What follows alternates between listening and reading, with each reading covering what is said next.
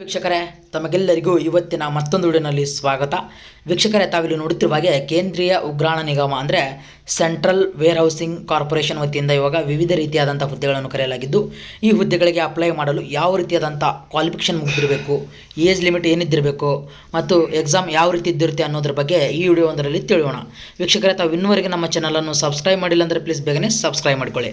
ತಾವು ನೋಡ್ಕೊಳ್ಳಿ, ಇಲ್ಲಿ ಹುದ್ದೆ ಹೆಸರುಗಳು ಈ ರೀತಿಯಾಗಿವೆ: ಜೂನಿಯರ್ ಟೆಕ್ನಿಕಲ್ ಅಸಿಸ್ಟೆಂಟ್ ಹುದ್ದೆಗಳು ಮತ್ತು ಅಕೌಂಟೆಂಟ್ ಹುದ್ದೆಗಳು, ಮ್ಯಾನೇಜ್ಮೆಂಟ್ ಟ್ರೈನಿಂಗ್ ಹುದ್ದೆಗಳು, ಸೂಪರಿಂಟೆಂಡೆಂಟ್ ಹುದ್ದೆಗಳು. ಸೊ ಒಟ್ಟಾರೆಯಾಗಿ ಒಟ್ಟು ಹುದ್ದೆಗಳ ಸಂಖ್ಯೆ 179 ಹುದ್ದೆಗಳಾಗಿದ್ದು, ಅದೇ ರೀತಿ ಜೂನಿಯರ್ ಟೆಕ್ನಿಕಲ್ ಅಸಿಸ್ಟೆಂಟ್ 93 ಹುದ್ದೆಗಳಾಗಿರುತ್ತವೆ, ಅಕೌಂಟೆಂಟ್ 9 ಹುದ್ದೆಗಳಾಗಿರುತ್ತವೆ, ಮ್ಯಾನೇಜ್ಮೆಂಟ್ ಟ್ರೈನಿಂಗ್ 53 ಹುದ್ದೆಗಳಾಗಿರುತ್ತವೆ, ಸೂಪರಿಂಟೆಂಡೆಂಟ್ 24 ಹುದ್ದೆಗಳಾಗಿರುತ್ತವೆ. ಈ ರೀತಿಯಾಗಿ ಒಟ್ಟಾರೆಯಾಗಿ 179 ಹುದ್ದೆಗಳು ಇರುವುದು.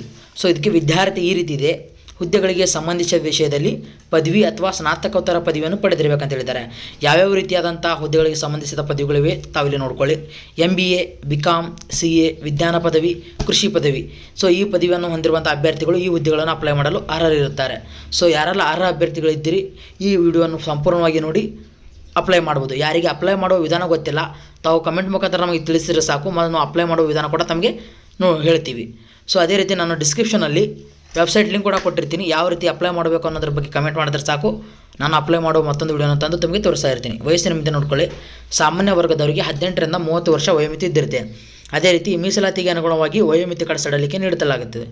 ಅರ್ಜಿ ಶುಲ್ಕ: ಸಾಮಾನ್ಯ ಮತ್ತು ಇತರೆ ವರ್ಗದವರಿಗೆ 1350 ರೂಪಾಯಿ ಅರ್ಜಿ ಶುಲ್ಕ ಇದ್ದಿದ್ದು, ಅದೇ ರೀತಿ SC, ST, ಮಾಜಿ ಸೈನಿಕ, ಅಂಗವಿಕಲ ಮತ್ತು ಮಹಿಳಾ ಅಭ್ಯರ್ಥಿಗಳಿಗೆ 500 ರೂಪಾಯಿ ಅರ್ಜಿ ಶುಲ್ಕ ಇದ್ದಿರುತ್ತೆ.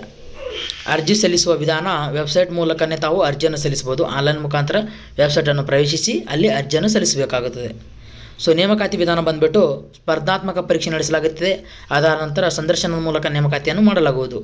ಅರ್ಜಿ ಸಲ್ಲಿಸಲು ಪ್ರಾರಂಭದ ದಿನಾಂಕ 14 ಡಿಸೆಂಬರ್ 2024. ಅರ್ಜಿ ಸಲ್ಲಿಸಲು ಕೊನೆಯ ದಿನಾಂಕ 12 ಜನವರಿ 2025. ಸೊ ವೀಕ್ಷಕರೇ, ತಮಗೆ ಇನ್ನೂವರೆಗೆ ಭಾಳಷ್ಟು ದಿನಗಳ ಕಾಲಾವಕಾಶ ಇದೆ. ಜನವರಿ 12ನೇ ದಿನಾಂಕದವರೆಗೆ ತಾವು ಅರ್ಜಿಯನ್ನು ಸಲ್ಲಿಸಬಹುದಾಗಿದೆ. ಸೊ ಅಧಿಸೂಚನೆ ಲಿಂಕ್ ಕೂಡ ನಾನು ಡಿಸ್ಕ್ರಿಪ್ಷನಲ್ಲಿ ಕೊಟ್ಟಿರ್ತೀನಿ. ಅಧಿಸೂಚನೆ ಕೂಡ ನಿಮಗೆ ತೋರಿಸ್ತಾ ಹೋದರೆ ವಿಡಿಯೋ ಭಾಳ ಲಾಂಗ್ ಆಗುತ್ತೆ. ಸೊ ಆ ಸಲುವಾಗಿ ಅಧಿಸೂಚನೆ ಲಿಂಕ್ ಕೂಡ ಡಿಸ್ಕ್ರಿಪ್ಷನಲ್ಲಿ ಕೊಟ್ಟಿರ್ತೀನಿ, ಅಲ್ಲಿ ಹೋಗಿ ತಾವು ಚೆಕ್ ಮಾಡ್ಕೋಬೋದು. ವೆಬ್ಸೈಟ್ ಲಿಂಕ್ ಕೂಡ ನಾನು ಆಗಲೇ ಹೇಳಿದೆ, ಡಿಸ್ಕ್ರಿಪ್ಷನಲ್ಲಿ ಕೊಟ್ಟಿರ್ತೀನಿ, ಅಲ್ಲಿ ಹೋಗಿ ಕೂಡ ತಾವು ಚೆಕ್ಔಟ್ ಮಾಡ್ಕೋಬೋದು. ಅರ್ಜಿ ಸಲ್ಲಿಸುವ ಮುನ್ನ ಸಂಪೂರ್ಣ ಅಧಿಸೂಚನೆ ಓದಿ ಸ್ಪಷ್ಟವಾಗಿ ಅರ್ಥೈಸಿಕೊಂಡ ನಂತರವೇ ಅರ್ಜಿಯನ್ನು ಸಲ್ಲಿಸಬೇಕಂತ ಹೇಳಿದ್ದಾರೆ. ವೀಕ್ಷಕರೇ, ತಾವು ಇನ್ನೂವರೆಗೆ ನಮ್ಮ ಚಾನಲನ್ನು ಸಬ್ಸ್ಕ್ರೈಬ್ ಮಾಡಿಲ್ಲ ಅಂದರೆ ಬೇಗನೆ ಸಬ್ಸ್ಕ್ರೈಬ್ ಮಾಡ್ಕೊಳ್ಳಿ.